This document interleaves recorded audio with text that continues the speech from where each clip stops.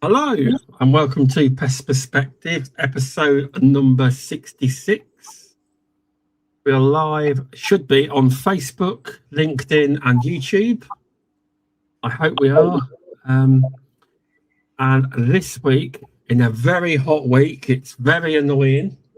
We've got a bit of a rainstorm this way at the minute, clearing the air, but we've got Martyn Belcher from ABM Pest Control in Mansfield.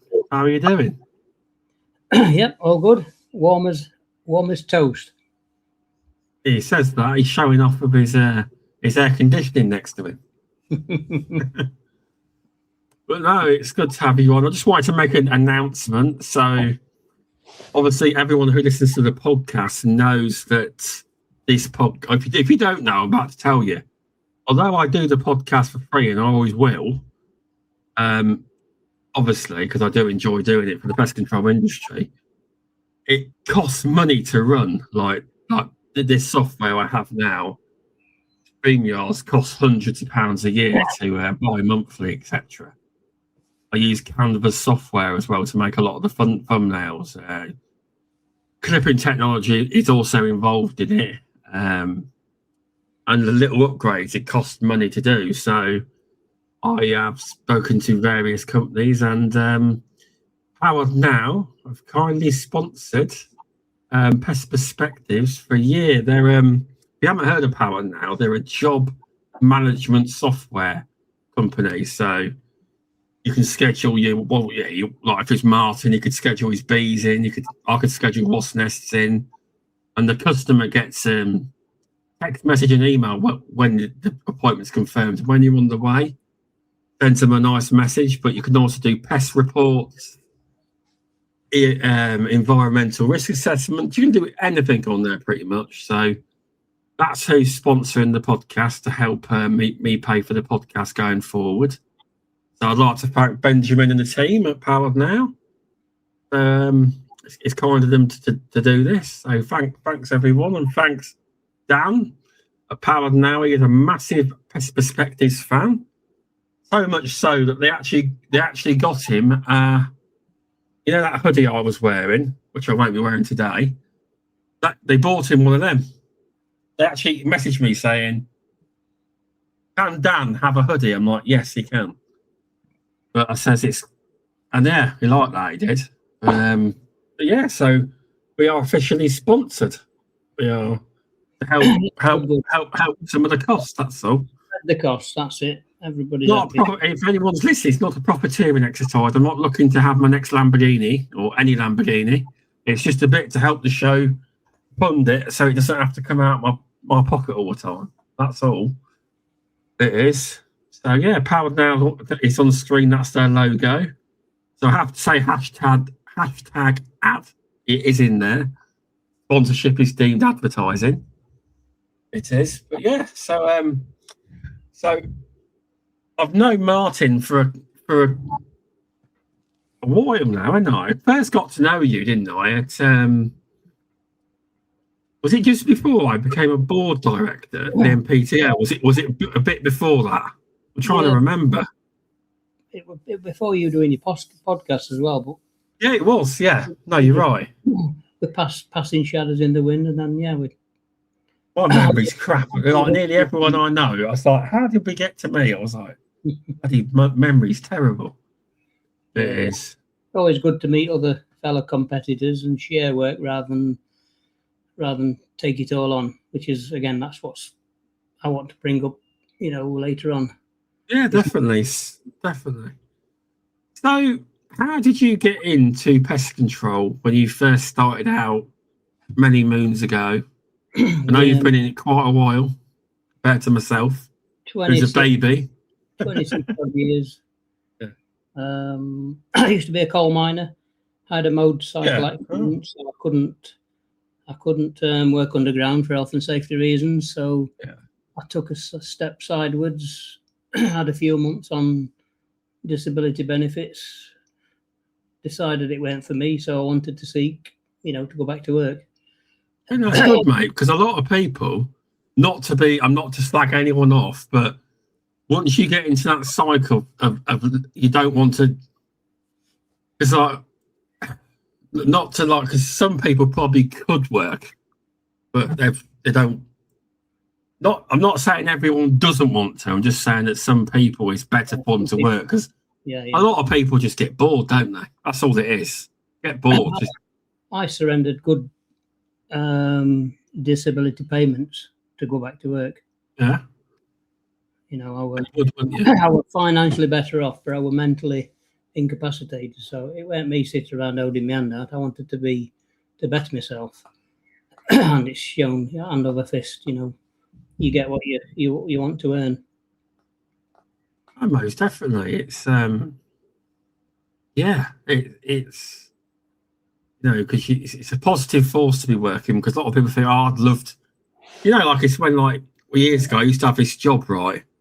And like even if you hate it, you're like, I'm off ill, or you've broke something. Like, for instance, when everyone thinks it's great to be at home, doesn't it? Like recently, because I like pest control, obviously. When I broke my knee twice, you think, it's great, isn't it? It bloody ain't. It gets boring within the second day. Sure, like, yeah. Like you like sometimes you're wishing for a week off or something.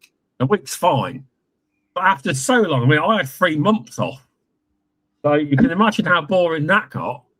Yeah, I thrive on keeping busy. I've got to keep busy. I've got to do something. If anything was keeping me busy was hopping around the house. It was, but hello, Jackie Watkins, my friend. Thanks for popping on, and Darren, good old Darren from London.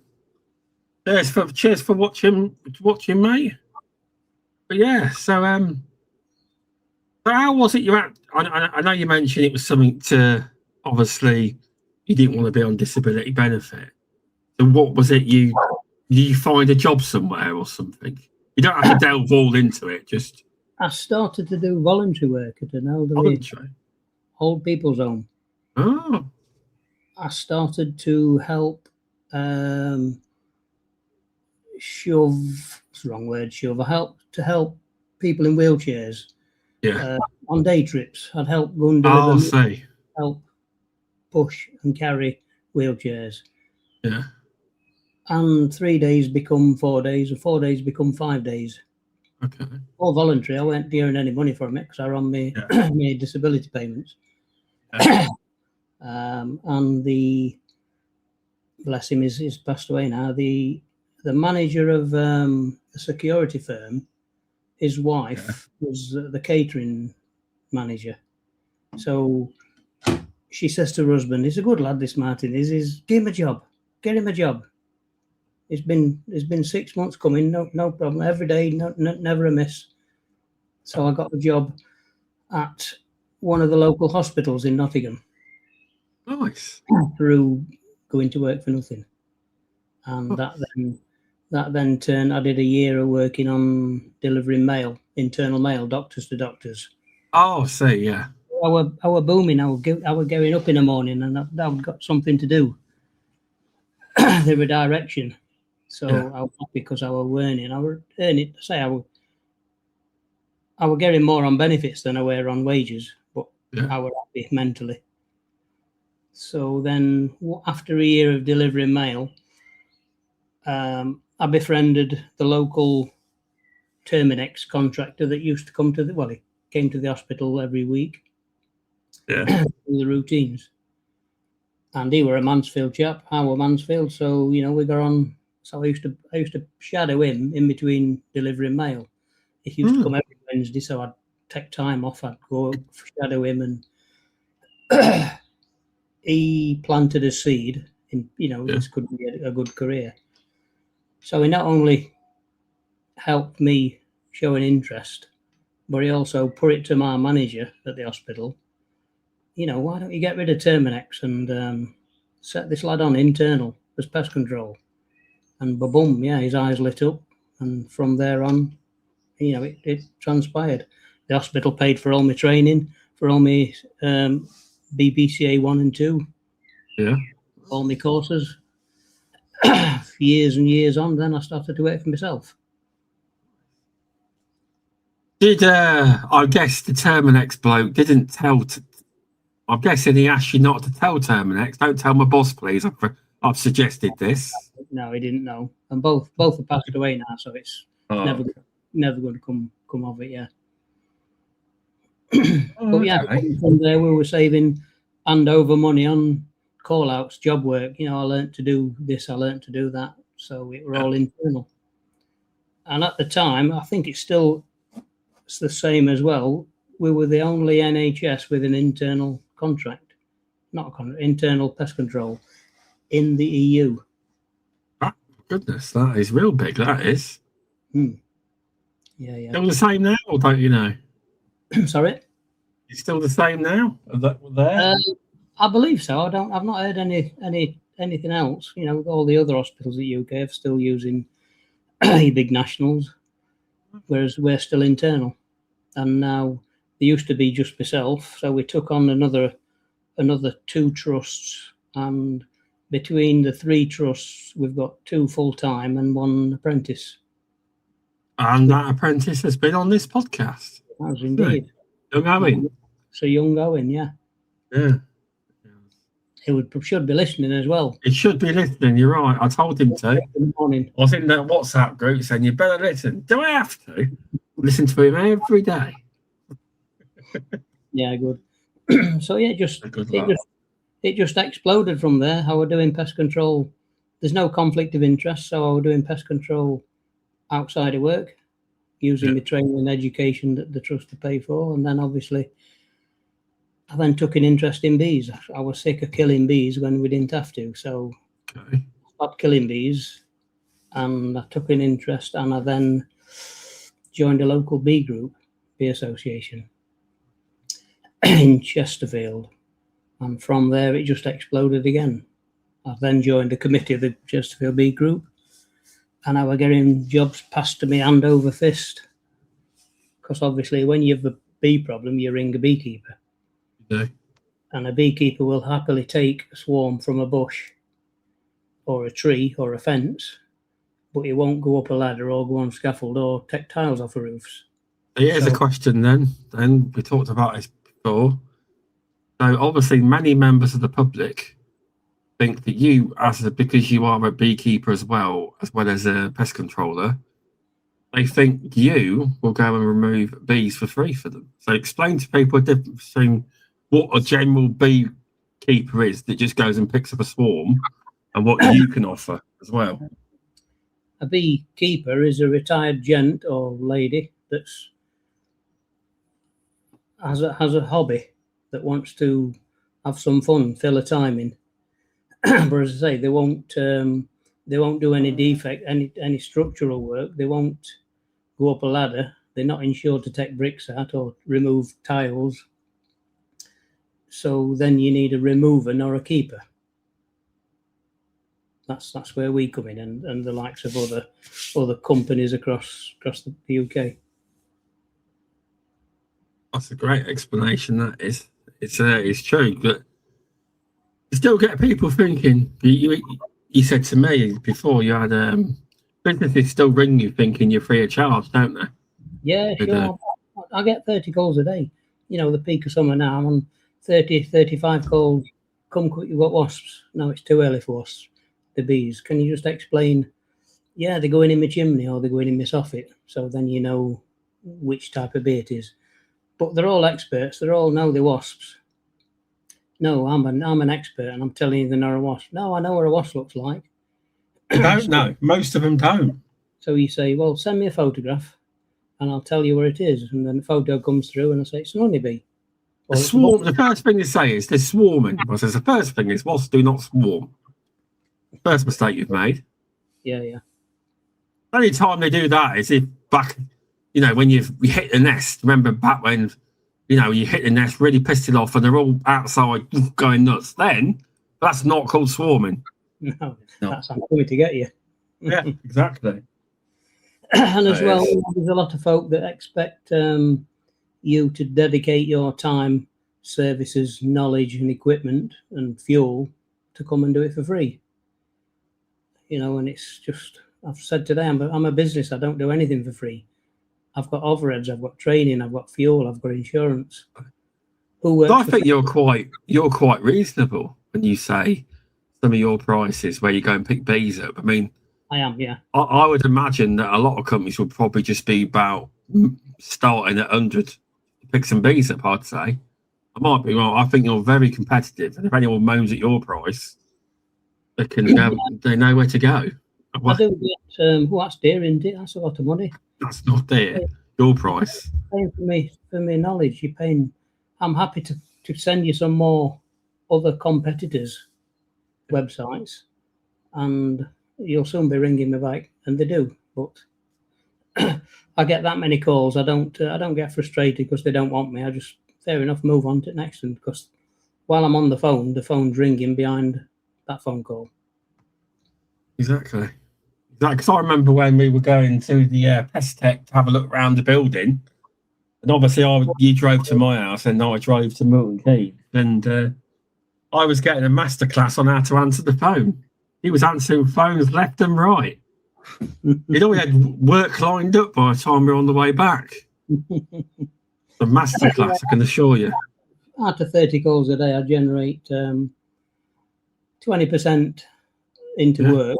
The others are just advice line or just telling them what to do. Or sometimes I know I'm too busy, so I'll share work. I'll share work with other not competitors, but other tradesmen, which again is part of this cast. I love to network. I love to share. You can be greedy and have all the pie, or you can segment it up and everybody gets a little share of the pie and we're all happy. And you're in our WhatsApp group, Shaun, but you're too far. You're too far for me to share work. I have sent you work. You have. I got paid for that recently. Yeah. But, you're in Rutland. You were. We have about 7 or 8 local companies, and we all pass work to and from each other. Some don't pass work, but the others do. And I when I'm busy, I can't come to you because I'm tied up with something or other. Rather than say, no, I can't get to you, I'll never hear from that customer again. Yeah. But what I do, I say, yeah, I'll get a guy to you sometime today. Give me 10 minutes and I'll come back to you. And then I ring round, who's busy, who's got time, do you want this job? And so the customer gets the response, and they always ring me back when they've got another problem. But if you say no, you'll never hear from them again. That is true. Now, just segue away from that a little bit. So what do you do to learn bee removal? What did you do to learn how to do that? You can't just do it on a whim, can you? You need to know what to do, surely. You've got to have an interest in bees and an understanding of bees, and to realise where they are, and how they've got in and why are they in there. They obviously go in to avoid big enough to sustain that colony. No 2 colonies are the same size, so a small cast will move into a bird box. Yeah. But a massive cast, it won't entertain it. But a small cast won't move into a massive void, whereas a big colony will. So I'm pretty shoddy at workmanship, DIY, whereas my colleague Andy is pretty handy. So together I have the experience and be able to talk to clients and understand and explain, whereas then he can come and look at a building and say, I know exactly where they are. That's nice, that is. Or get up that ladder, take a photo for me down that chimney. We don't do ladders. We've got drones, we've got chimney cameras, we've got pole cameras. I've got a 50-foot pole camera that can look down the chimney. A drone. I just bought a new camera that looks up, you can send it up the chimney. And again, it's all this equipment is where your money is going to offer you the optimum service. It's like the other day when I thought that was a drain. Like, no, it's a chimney. What I thought I thought he's showing me a bee's nest in a drain. I was like, what? Can you bring that picture up? Right, let's have a. You did send that to me, actually. Which one was that? It was we run up a roof ladder, and put the phone over the chimney pot because we couldn't use the drone because he'd got a cowl on for stopping birds from going in. So Andy just shoved his camera inside and boom, we know exactly what we're up against.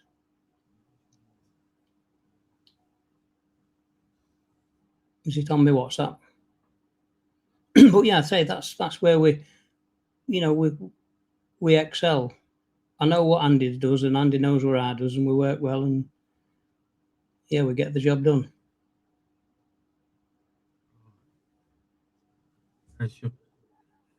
I've got the ones that are on the phone now. Are you on about the other one? It's the one where the bees had just come in the chimney, looking down the stack, and you thought it were a drain. Right. Not to worry. I'm going to have to, yeah. I've not got it on here. I haven't. No, I should have done that one. But yeah, so it's we're nearly 12 years in removing bees. Some years we'll do 20 or 30, some years we'll do 40, 50, 70, 80 in troughs. I am now shying towards taking on work that is brand new because the jobs that the bees have been there for longer times, such as 3, 4, 5 years. You've got 3, 4, 5 years worth of junk to get rid of before you hit the sweet spot. Right. Photograph of the chimney we took down. Right. I can get it on here. It's not at the minute. Yes, Hugh, it is. You can see me sweating my ass off, can't you? I'm not bothered if anyone can see me using a towel. But yeah, I can get that one up. You're just going to have to give me a second, right? Just keep talking about bees. As we all know, Hugh loves people talking about bees. Especially on the beauties of bees. I can get that one. This particular job, the council tenants, it's a council job, so they're having a new roof and the chimney stack was coming down so it can have a brand new roof. However, the builders hit the chimney spot and the bees chased them off, so the job was on hold. So we were contacted. When can we get? We went literally 2 days later, and we took the chimney down to where the bees were, to the end of the comb, so the builders can continue. Yeah, there you go. That's exactly the right one there. I was like, have I clicked it the right one? There you go. Yeah. So when bees go into an open chimney without a liner in, that's quite easy to get to because you can physically get your tools and your hands in and pull out comb, provided it's fairly new. But when they've been there 4 or 5 years, the deeper down it goes. Oh, see, I think what you're saying now, the bigger jobs. When they're on the outside of the liner, it's much more difficult. So luckily, the chimney were coming down anyway, so we offered, well, we'll take the stack down as we take the bees out. So when bees move into a brand new void, large enough for them, they frantically build yellow comb, brand new comb, to put their food and their stores and to go into lay eggs. The longer it's been there, the dirtier it is, the more darker it gets. Because young bees that can't fly have to defecate, and that's all inside. So the older it is, the dirtier it gets. And the dirtier it gets, the queen says, I'm not putting my bum in that hole. Build me some new flats. So bees are constantly building wax to put fresh.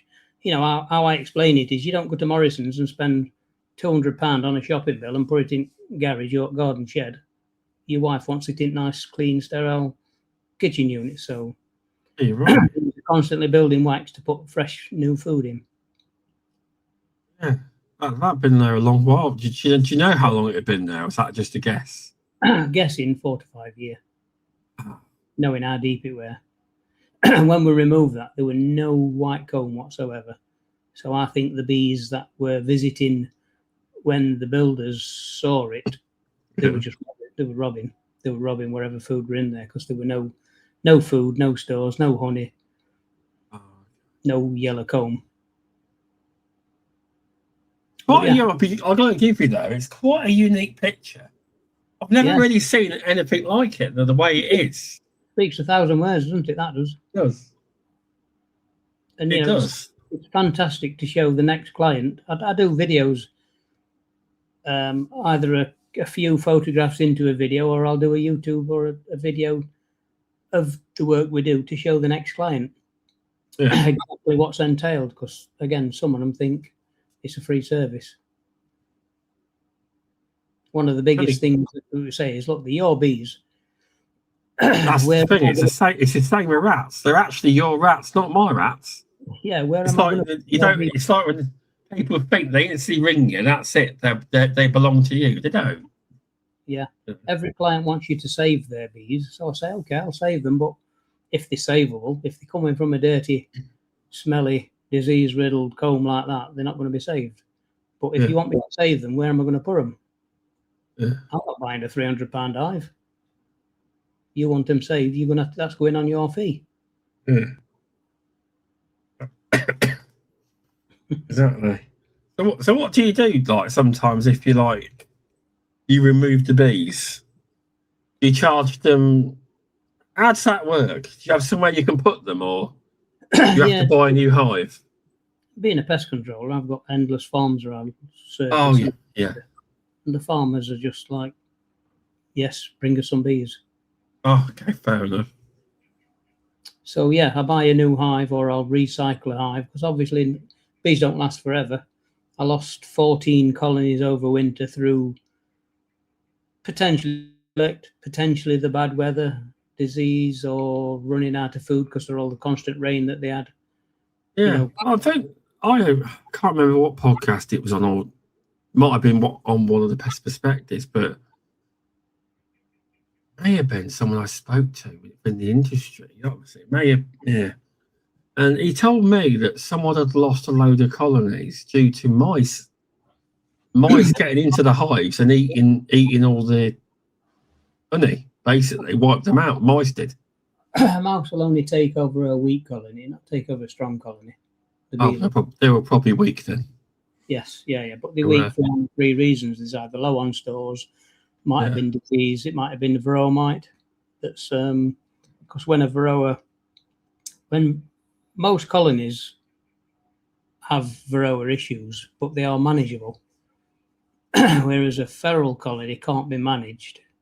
A beekeeper can't treat for varroa, so the varroa. For the non-educated here, what is varroa? I don't know what it is either. I presume it's a bee disease. It's not a disease. It's a mite. A mite, okay. That sits on the back of sits behind on the wing, feeds off fatty stores from the wings of the bee. Oh, sorry, okay. Wings, but the wing where the wing grows. Yeah. So that then causes the wings to be deformed. So if the bee has got a deformed wing, he can't fly. If he can't fly, he's useless to the colony. He's not bringing no food in. So if the colony is overrun with varroa, then the colony is going to die anyway through lack of food. So here's some nice, lovely, brand new, out of that chimney that we run up the roof on. Put the phone down. Yeah. Yeah. Can you see it's brand white? It's brand new. Yeah, that is. It's probably had 1 cycle of bees through that. But yeah, lovely, clean, healthy. Do you ever? I watch some. Obviously, you know how the American videos can be, and there's some people that do bee removals, and they literally just they eat into it, honey, straight away, and try it. You ever do that? Yeah. What, chop a bit off? Yeah, just bite into it. Yeah. Provided it's not. Obviously, you wouldn't bite into that because that's larva. There's no honey on there. There's a little bit of pollen dotted in between, but that's all brood, as in eggs, larvae, and young bees. No, I meant what I meant was the honey bit. I meant. Oh yeah. It's you've got all your gear on, or you can't. You just bite. These Americans though, I watched. I have to send you them. They don't wear it. They do bee removal. They do not wear. They do not wear gear. She wears, for some reason, it's a lady and a man. She wears a thing on her head, and the rest of her body ain't protected. Yeah, that's because, well, my theory, I'm not sure, but my theory is because it's a warmer climate, the bees are more temperamental, they're more placid. Ah, I see. Because they've got, but in America, they've got some of them. Fortunately, they've got some of them Africanized bees, haven't they? Yeah, they have. Yeah. In certain areas, they've got them Africanized bees. When bees are in low numbers, like so, let's say you've got a swarm, or they've just back into that fresh, they've got little to defend, then they're not as aggressive. But a colony that's really strong, got really good stores of honey, they're going to leave us alone. This is our food, so they're going to defend. So again, I went through a small colony 3 days ago on my drive from a swarm, and no suit needed. You can literally nice as pie go through them. You know, as all mechanics do, they know all the shortcuts, how to read an engine, how to listen for problems. Same with beekeepers. You can read your bees' attitude, and if they start pinging you, then you put a suit on. Oh, I see. As I say, it's like being a blacksmith and never expecting not to get a black nail. You're going to get stung. You just have to realise if the bees are aggressive or not. Yeah, I suppose that's all part of getting to know how to do bee removal. So, did you do Clive's courses in bee removal? Yeah, I've been on one of Clive's courses. Yeah, definitely. Worth every penny. I'd say I'd go again, but I know he's booked up for people, for newcomers, so we don't need some old hats just to fill spaces. I'm sure at one point he offered me to come on one. Never went, but it's way to realise if you want to dibble, but if you've no interest in doing I'll be honest with you. With me, it sounds good. I am terrible at heights. That's my problem. There's a lot more to bee removals than people may think. You have to consider, again, look at that blue bucket in the picture. Yeah. Very high potential for disease. So them bees don't go where my other or my nice colonies are, because there's the potential of cross contamination. So it's what we have called a quarantine.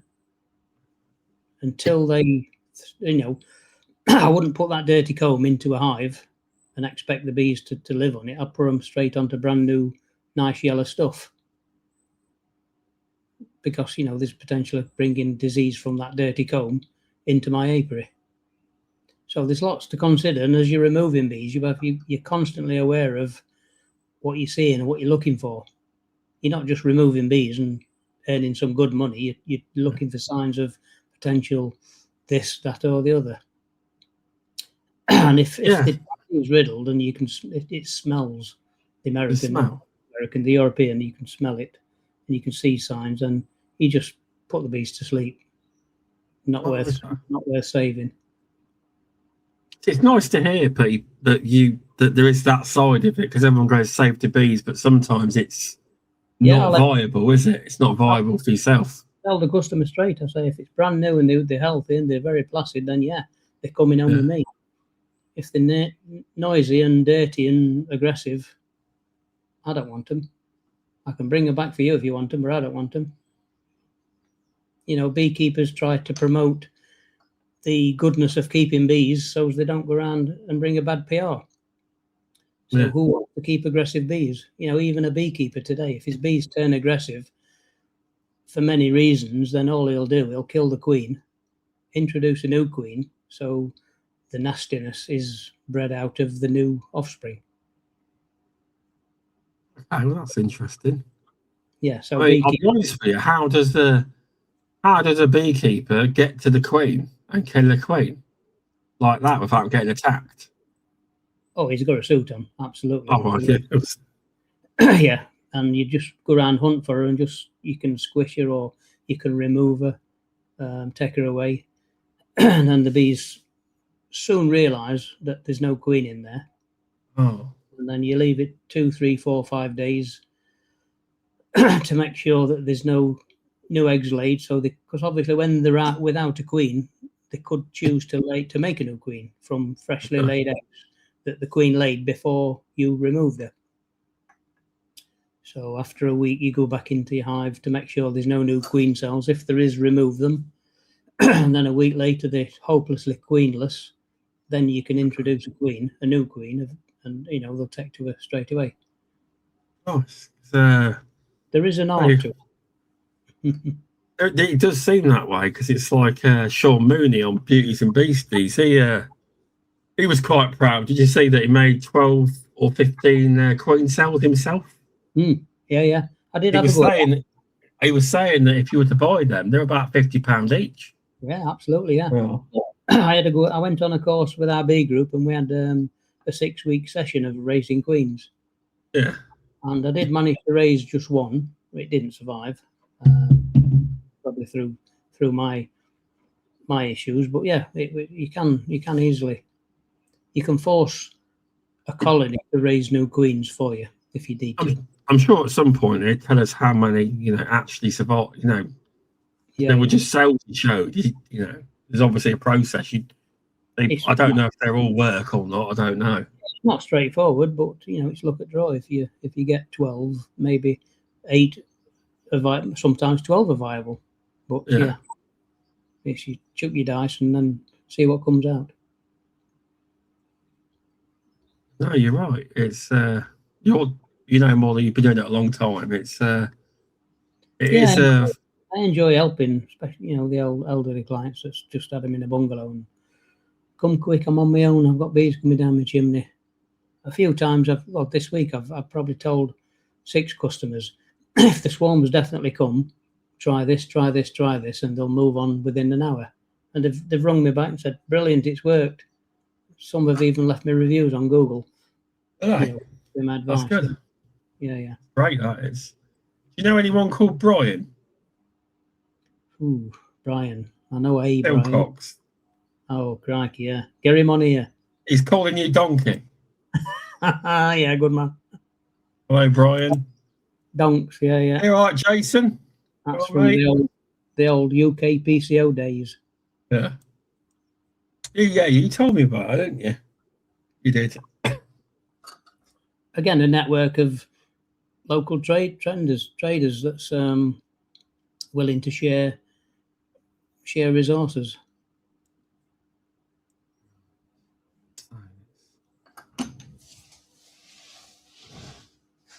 So let's talk about the networking side of pest control then. Well. Yeah, sure. There's loads of work out there. And so obviously you've got different kinds of networking, because obviously I've been looking at thinking of different ways of networking. There is networking where you refer, and that's it, you refer to and fro. But there's also a networking within bees and bird work where, like, for referring, you get a little percentage of the job, and subcontracted as well, isn't there? We don't generally ask for a fee. I'd just like to share, as long as the customer's getting the result that he wants. Yeah, no, I was just sharing. There is a different side of that networking as well. There is. All has worked to one specific contractor. He passes all his bees. We pass all our rat jobs, our drain surveys to another contractor. Yeah. He sends me all his insect jobs. Yeah, it's works well. Yeah, and again, no customers left behind. I'm in the WhatsApp group. I'm the outsider from down in little old Rutland. It would not be worth me doing the jobs. It wouldn't. How far I'd have to travel. It wouldn't. But you did get me one, didn't you? Setting up some wasp-bane. Just so you know, everyone, I've officially run out of wasp-bane. My last 2 have gone today. I'm all out, all gone. You can't get any more. If you go on the internet, there is a website that claims they've got stock. They haven't got stock. When you try and add them to your basket, it then tells you they ain't got any. The pride. Yes, the Rutland job that we passed you. Yeah. That bee survey for a church Lovely drone footage, drone footage, great drone footage. Yeah. They were well pleased with that. They were, the church people. But anyway, they contacted me 5 years ago. Yeah. For the same church, for the same issue. So I threw a price in. I says, "There's my quote." They ummed and ahed and left it alone. Now we'll leave it. We'll see how it goes next year. And then almost 5 years ago, they ring back, said, yeah, we've accepted your quote. When can you come? So I says, I'm going to have to re-come and survey. I'm glad I did, actually, because there were 4 colonies, not 1. Still waiting for the approval for that. Right, did you say don't be as slow this? When you say don't take as long this time, I might need to come and resurvey again. No, well, they can take as long as they want, but the longer they leave it, the higher the fee goes up, because there's more and more and more crap to get. Sounds like, though, when you do get that job, you'll be there all day or more, maybe a few days' work. I don't know how long it would take. It's a 2-day job to remove 4 wood in one day, come home, and then come back and do the other 2 the next day. And being a grade 1 listed church, we need the bat people there. Oh, well, yeah, you would. Yeah. We need. They want a cut, won't they? They want their fee. Oh yeah, we need the lead technicians to take the lead off the roof. We need a stonemason to remove stone, and then we need scaffolding. We can't use our scaffolding; it has to be approved by, the church people. So it's cost a small fortune. That's going to be a hefty job then. That is, price wise. Yeah, sure. You're going to need open pest control to stand there looking at what you're doing. Yeah, you can come and photo video. We'll price you in, Sean. No, I am kidding, but yeah. So got some more Spain set up there. Networking around, everybody gets a cut of the slice of the pie, so to speak. Instead of being greedy and having one big job, we can share work and have several little jobs, still earn the same money. Trying to go through these lists as well, but yeah. So, do you think events like MPTA on the road and events like that get people talking that would never normally talk? Yeah, it's got to be great that they bring people together. We're now offering training on the MPTA, discounted trading. So good all round. I think if you're not a part of a association, you're left out because you're missing out.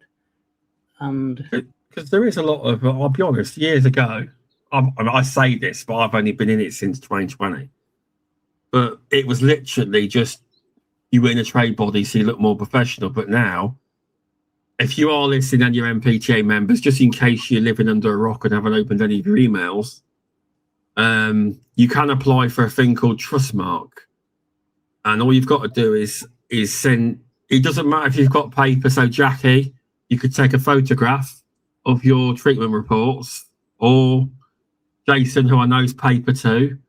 You could take a photograph, and there's like a portal. You upload it, and the technical team, they look through your paperwork and approve it. If it's fine, I think it will be.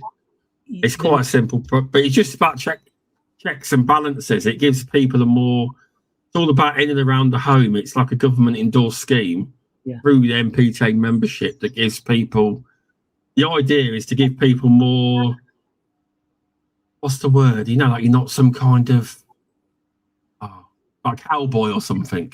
Because you've been verified more. You're also required to send in your RAMs, your risk assessments. That's it, yeah. But even easier, you can do that on the software that we use within the trade. There's a work risk management system. So the WRM, you also get as part of your membership. Yeah. There's RAMs on there. There's actually, if you want CPD, everyone talks about that. There's 10 points on there each year. Asbestos awareness, PPE stuff, health and safety, all that kind of stuff. It's all included. So you can just redo that once a year. There's 10 CPD to start with. And you only need 10. You only need 20 with your free crew points. Mm-hmm. Yeah. There's all these extras. If MPTA members are listening, give them an email. They can sort it out for you. Or go on MPTA, Google MPTA Trustmark, and it just explains everything. It's a very simple process. It's not like they can, as long as you do your paperwork correctly, as you should, it's not a difficult process. It's quite easy. I like having the sticker on the van now. I do. I think it means more. I do, and hopefully we can convince some more members that listen to this podcast tonight. Hopefully. And being an MPTA member, you are part of a network, aren't you? You are.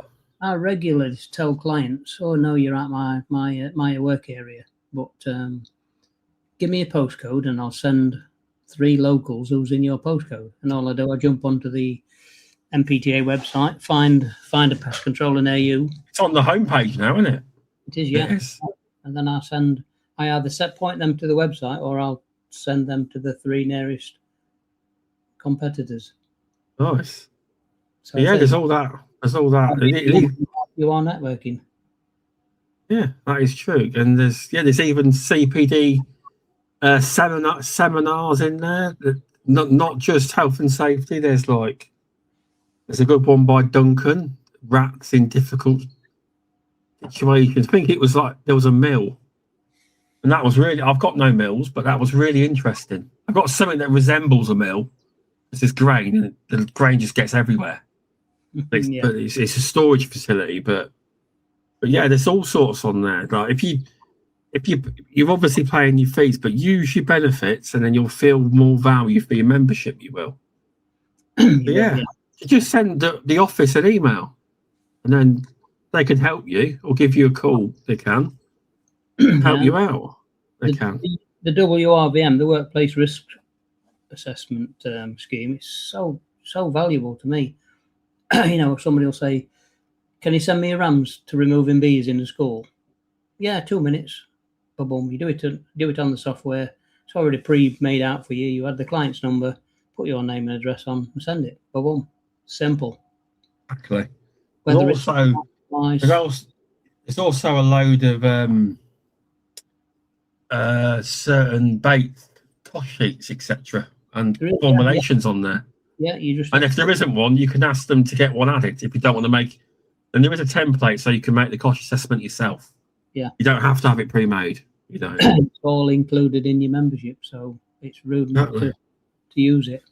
And this is the biggest push I've done on MPTA in quite a while on the podcast, because as you may not know or do know, Martyn Belcher is on the MPTA.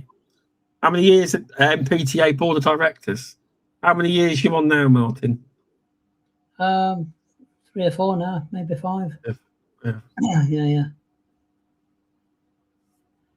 Yeah, so Martyn's took me under his wing ever since I've joined the board, teaching me things here and there. He always likes it when I speak up about certain topics in meetings. We can't discuss what I do, but something's to be said. I'll say it. Yeah, good. Yeah, it is. But yes, I do enjoy being part of the discussion. I do.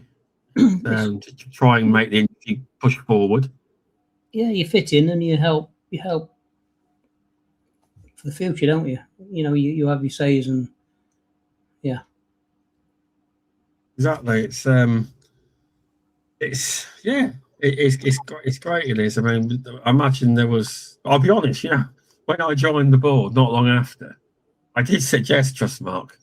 Not long after joining the board, I mentioned to certain people that I think we should be part of Trustmark, and here we are. So many. I mean, I'm not saying it's my decision; it was a whole group, and there was voting, etc. But I did mention it here and there that I think that might be a good scheme to be in. Yeah. Like I said, I don't know how much it is. I don't know how it works or anything. I'm not claiming fame to be the one that actually made it happen. I didn't. My Trustmark application went straight through. Within 2 days, I'd got me approval. There you go, people. 2 days. So get your applications in. You could be in within a few days. You could. Yeah. Part of And then you get a sticker on the van. Trustmark send you out a nice little pack. We could only fit on the way our van's graphicked up. We could only use the little Trustmark one, but there is big ones, like really big ones. We couldn't find anywhere. So, have you had a sticker? Yeah. I was just sent to the website to print your own off. No. Trustmark actually sent an official letter welcoming us to the business address, and we got sent proper van stickers. Oh, right, okay, I'll be on that tomorrow then. Trustmark though, it's Trustmark, not MPTA. Yeah, definitely Trustmark. Yeah. So you didn't get a welcome pack for them then? No, I just said if you. I reckon they made a mistake somewhere. Have you signed up on the web? You have signed up on the website, haven't you? Yes, yeah. But maybe send them a message, or I don't know how you do it, to say I haven't had my welcome pack. Yes, I will. It's in the welcome pack. There's like we only used a little sticker. We couldn't fit it on anywhere else, just a little one. But there is big ones, a lot bigger. But that would look good on your van. That would. All right, good. There you go. He's got a job to do now. I can see him adding it to his list. I'm going to set young Owen on it morning. I'm going to deputise him.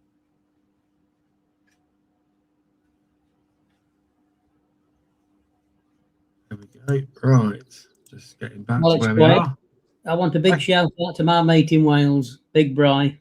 Get well soon, fella. He's always ill. This the one that commented. Yeah, keeps giving me grief, but he's a good guy. Get well soon. But yeah, it's so have you done anything recently apart from bees? Bees. I did my second wasp nest yesterday in a bird box. So simple. Size of an apple. I've seen that one. Yeah. On your Facebook or in the group, I can't remember. Yeah, Facebook. I just a little squirt, took it down, took it home, removed it, set fire to it with a blowtorch, scorched it, and it's now hanging on my shed. But yeah, wasps, rats, squirrels. Did you see my squirrel video? It on TikTok. It went. Oh, I'll go and have a look. I will. Yeah, I'll just tell you how many. It went. Oh, was it done well? I thought it was done well because I did it, but yeah, it went. It's got. Go away. Profile. It's petered out at 180,000. Well done. It's honestly, now 181.4. Well done. My biggest was 1,200 and 215,000. That was me telling people basically don't block the bloody hole of a wasp nest. Oh yeah.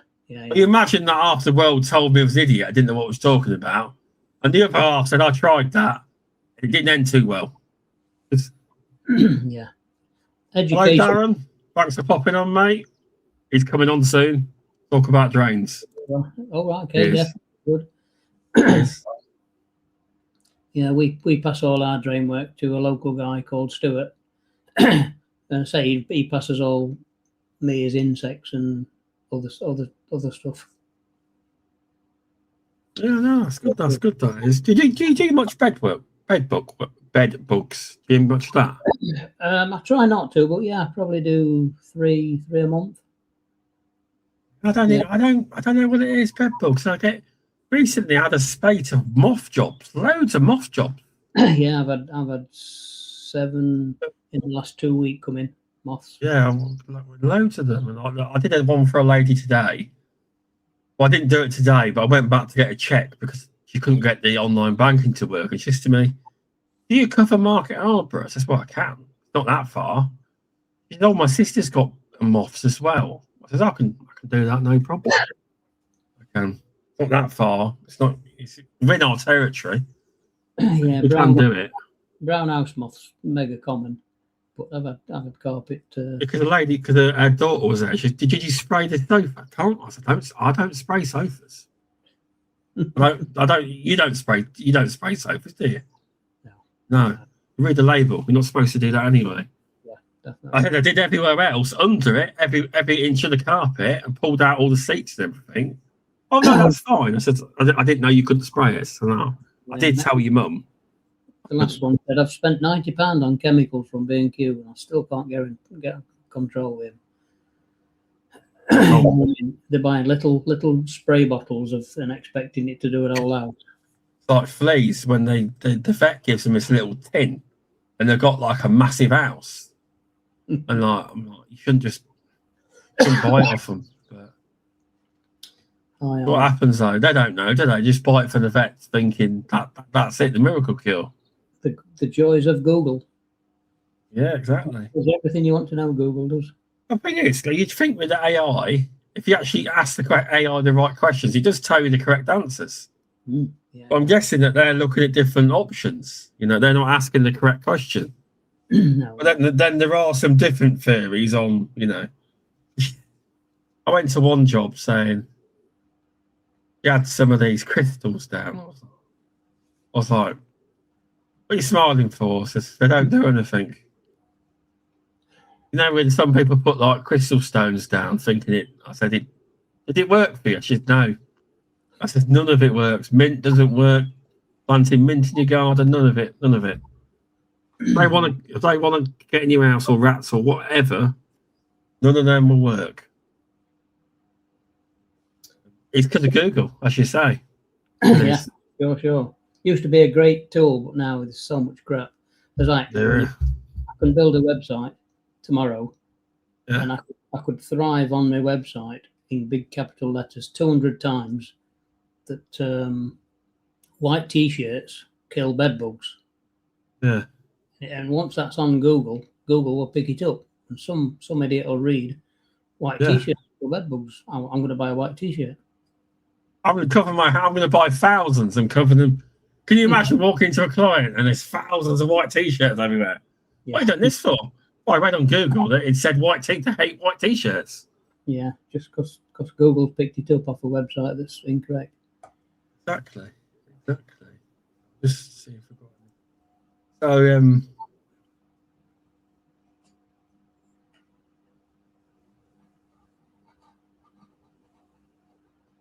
So, have you got any future plans with your pest control company, or just carry on as you are? No, I'll never retire. I'm happy plodding on. But you get bored. You get bored if you retired. You do, yeah. I don't really want to expand. I'm happy to expand sideways and share work. I've set my wife on. She's part of the crew now. Really? What? She does pest control now? We're looking at going to some training in-house. Oh, interesting. Not to treat, to go out and do rats, but to answer the call so she can explain to customers more. Yeah, that's interesting. That is. But yeah, she's doing the accounts, doing organising the diary, doing the mileage. Nice. I would like my missus to be in the firm one day when it's actually my firm. Although I am a director, I'm not the proper. I haven't got to say, but even though what I want, I usually get. Yeah, regardless. That'll hand it down to you very soon. You will. Well, let's see. I'm trying to grow it as well at the same time. Yeah, sure. I am. But yeah, Powered Now wouldn't be here if it weren't for me. I don't mean the sponsor. I mean, as I said to him, I think we need digital. He was like, no, we don't. But then when we went around the show, they came out as the best one. Yeah. And they've made massive improvements since then, obviously. And they've asked me things, what do you want, etc. And they do the best. And at the minute, it's just everything I want, so I'm happy. But if I was to, the biggest thing with domestics, people love to be informed about when you come in. So say you're on the way, it will send a text saying Shaun, or if we're both there or on the way, they will be with you approximately, and we go, say 9 p.m. We wouldn't be because we don't do that, but 9 p.m. Traffic, dependent, etc. You won't believe the amount of people that love getting that text off the software. They do. I try as much as I can. Yeah. I use Google a lot, Google Calendar. So as you ring the client rings. I say, send me. I always say, send me a text. I'm driving. I'm not, but I want them to commit to put it into a verbal contract, and B, send me the name and address so I can just copy and paste. So that we actually do that. Now, what we say is, because we don't pressure the people on the phone, we say, if you wish to proceed, we'll send you a text message, and we'll say, can you please send your name, address, phone number, because sometimes it's different phone number, email, if you wish to proceed. And we just say to them, if you don't wish to proceed, just ignore the text message. We do. So there, it's not a commitment there. They don't have to do it. Yeah. So and then we put it into the software after. Yeah. So I copy and paste into Google Diary, so it's on my phone. Yeah. And then half an hour before, I'll just send them a text. I'm 20 minutes away, or I'm on my way, or are you still up for this visit? Yeah. And they love it. They know that you're they're involved, and you're on your way. Exactly. Yeah, but yeah, people like it. They do. Whichever way, keep people updated. They do. But yeah. Is there anything else you wanted to talk about? Yeah, I've gone blank. I had a big list, but I never wrote it down. I thought I'll remember this. No, because I did send you a list, but I think we've actually covered it. Yeah, we've actually covered a lot of it, like briefly. Like certain bits. Like there was one here: why are trade bodies so important to pest controllers across the UK? I think we've kind of covered it, haven't we? Yeah, certainly. With that, because it just shows more. Whatever trade body you decide to be in, it shows that you got commitment to the industry. And committed, and you want. I hate to say this, you're not just a one day. You're not just a one day and done. One certificate for 5 years. At least with a trade body, you have to continuously do your CPD and professional development. It's not just one ticket and you're done every 5 years. And be it over, that's over 12 months. You haven't got to do everything in the first month, have you? You've spread it over. Exactly. Oh, but Jackie's got a question for you. Are you related, so you'll like it? What is the most difficult bee job you've done, Martyn?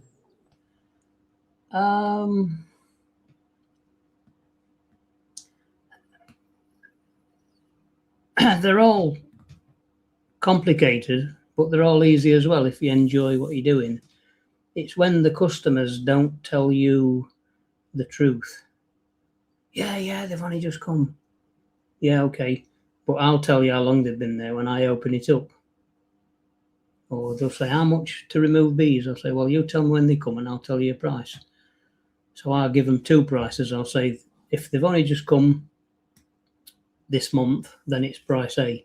But if I open it up and it's dirty black comb, then it's price B. But yeah, the chimney ones are difficult. We've done a few off cherry pickers, but 9 out of 10 it's going to be scaffold to make get the access more secure. But yeah, I've done a few. Done a Tissington Hall. Done the big church at Derby. I forget. I've done loads. I did start to accumulate. Note down how many we did a year. Say some years it were 30, some were 35. Then it went over COVID. It went up to 60. The next year it went to 70. Then it went back down to 50. So I say what I mentioned earlier, Shaun, is I'm now trying to aim for fresh jobs rather than historic jobs. Okay. Historic jobs are just a nightmare. They're just a nightmare because the deeper down they are, the more you've got to do. And although the customer says, yeah, they've only just come, but they were here 4 years ago. Yeah. Just a night. I've done a quote today. They've been there 7 years, and it's a grade 2 listed building. And the chimney must be 15 foot tall. Okay. Top of a listed 2 building. So I say, well, it's going to be a nightmare, that is. I don't really want. Yeah, there's a lot more involved than people think. So, yeah, the nice ones are where you can see they've only just come, and it's all brand new stuff, and you're going to save them and bring them on to thrive. Yeah. Someone on YouTube called Just Poking Fun. Hello, thanks for watching. Do you find the cost stops many people? Yeah, very much. I've had 3 today. One was a old lady's pensioner. She says, yeah, they've only just come, but they might have been here last year. Last year.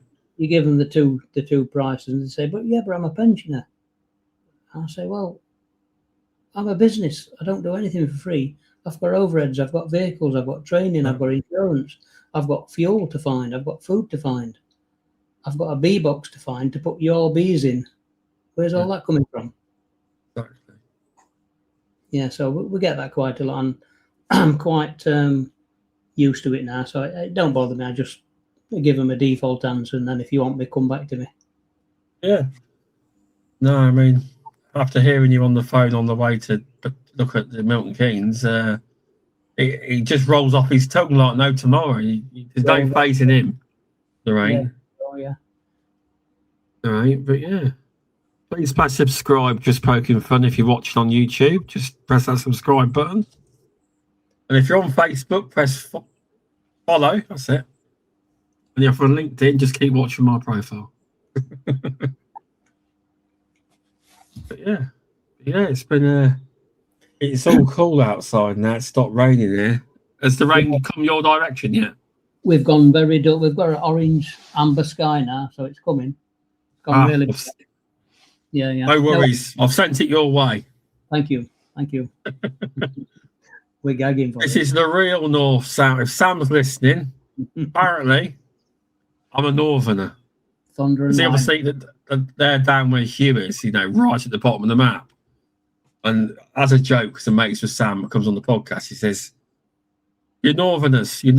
Apparently anywhere past Bristol is north." Yeah, north. Yeah. I looked on the map and I thought, technically, we are where I am. I am more north than they are, but I'm slap bang in the Midlands, basically. But yeah, it's weird how pest control companies deal with like areas, because it's like we had a girl from there was a new person from Pelsis sales rep rang us. She was a area manager. No, but for sales, new person. Yeah, she's the area manager for the Southwest, the bloody Midlands. What's that about? And like even with MPTA, like Mark is great. He's technical manager, but he is technical manager for the North. But the North area is massive. It is, and I was like, I think it's into Hugh's theory about you are in the North. He's got Graham, hasn't he? He has. He's his technical manager. Yeah, Jackie, I will send the rain your way as well. Go to Jackie. There you go. It might work, it might not. But yeah, it is the North. It's a big area if you think about it.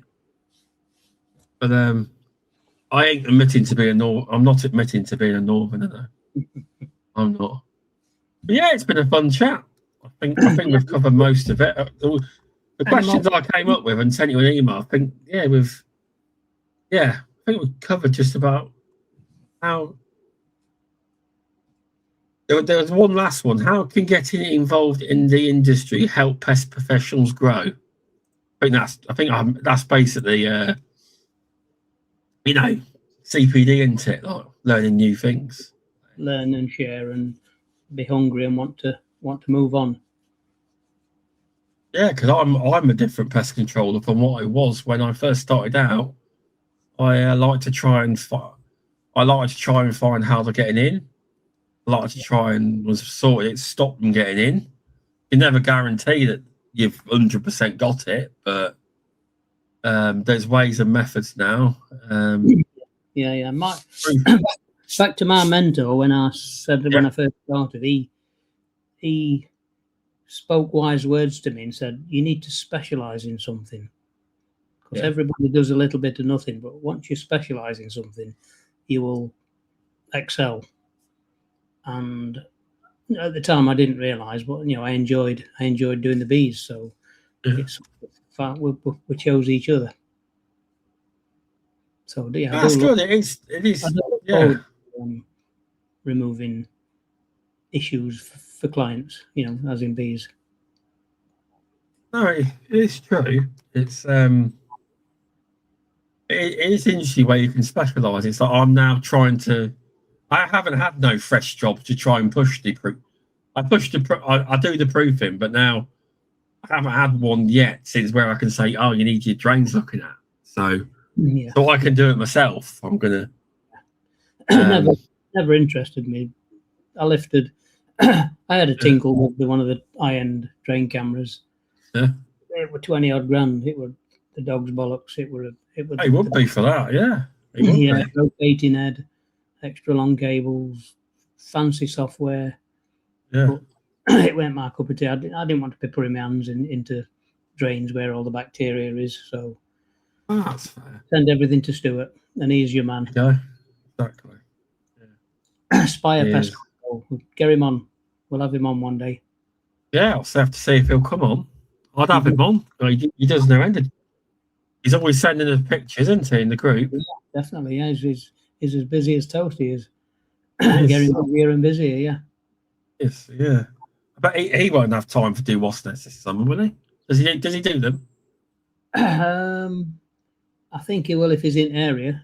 But he's so busy doing surveys. Surveys is his bread and butter, and it's what he enjoys doing. So it's rude not to pursue that. It is, exactly. He's an MPTA member, isn't he? Yes, yeah. He wants to add it to his because you have a finder pest controller.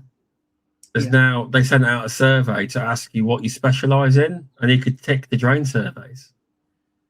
Yes. Not many of them. I don't think not many people. Because I looked up how many had done it, and not many people have put it. You don't have to do it. I think it boosts your profile if someone was to actually, because you can specify what you're looking for now in the finder pest controller. And the software will point towards him if he's yeah, sure. Yeah. So it won't take him many minutes to do it. You just put it on there, and they upgrade the profile. I think. Yeah. You may get more work that way. I don't know, but it may help. And other members, if any of you specialise in, it asks you like, have you got bird? Did you bird work? I think bed bug work, heat treatments, all that kind of stuff. It does. So it's worth doing. It's part of your membership. You might as well have it. Yeah, it just costs you your time to commit. Exactly. But yeah, so thanks everyone, and thanks to Powered Now for sponsoring Pest Perspectives for the year. It's if you haven't tried Powered Now, it's a job management software, and you can also schedule appointments with clients, send them reminders of when you're on the way, pest reports as well, all that kind of stuff. But I'm going to get a better advert together for Powered Now for the podcast. This is it was just finalised today, so I wanted to give them a mention, just to help the me to pay for StreamYard and bits and bobs towards the podcast. Because although I do it, it's not the stuff I use isn't free to use. So you got to pay for this software and bits and bobs like that. But yeah, just help it along. It is. But yeah, so thanks everyone for watching, and there will be a quiz at some point, probably tomorrow, on a British Pest Register. And if you are with Basis Prompt, I have sent them an email the 9th of May. We're now on the 26th of May. So I've received nothing back, so we may get an answer by the end of the summer, but I don't know. I didn't even get an activated message back, so yeah. They asked me to pay them recently for Basis Prompt, even though I left. Yeah, many moons ago. Yeah, but I never got a response back when I gave them notice. So maybe they just didn't see my email. But I'm not paying them. I'm not a member. I'm in the British Pest Register. But yeah, same here. But I know. But once I get my Basis Prompt codes for people, I will give them out to all the people that use Basis. They're all like Jackie uses. There's quite a few people that use Basis Prompt that watch the podcast, and they keep asking me. When I get the codes, I will deliver them. But I haven't yet. So yeah, thanks everyone. And I'll see you all next week. So if you stay on for a minute, Martin, and I'll just end the stream. Yeah, thanks everyone. Yes, good night. Thank you.